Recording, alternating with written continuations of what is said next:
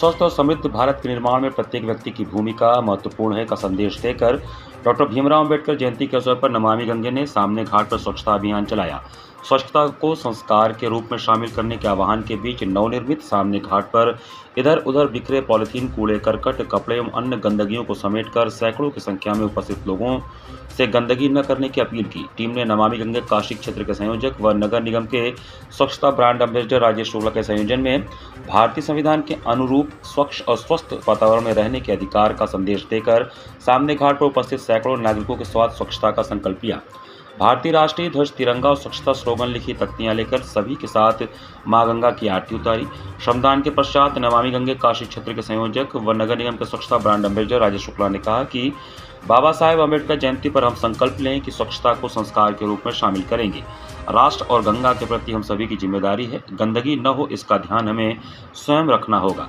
स्वस्थ वातावरण से स्वस्थ मस्तिष्क का निर्माण होता है। आयोजन में विशेष रूप से उपस्थित राष्ट्रीय स्वच्छ गंगा मिशन नई दिल्ली के प्रतिनिधि अथर्वराज पांडे ने कहा कि स्वच्छ और स्वस्थ वातावरण में रहने की चाहत हर किसी की होती है। यह प्रकृति की ओर से मनुष्य को दिया गया उपहार है। मजबूत और बेहतर याददाश्त बनाए रखने के लिए स्वच्छ व्यक्ति और स्वस्थ वातावरण में रहने की जरूरत है।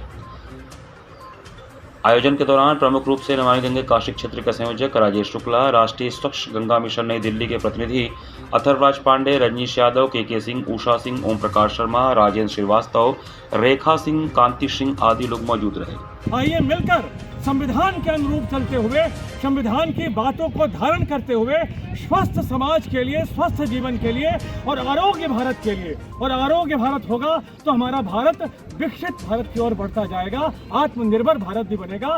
गंदगी है तो बीमारी है, सफाई है तो स्वास्थ्य है का सिद्धांत अपनाते हुए सबका साथ हो, गंगा साथ हो के मूल सिद्धांत को धारण करते हुए आइए डॉक्टर साहब के जो संदेश है उनको प्रसारित करते हुए हम गंगा तट की सफाई रखें। और आप सभी से निवेदन है कि गंगा का तट साफ सुथरा रहे, ये हम सभी की जिम्मेदारी है।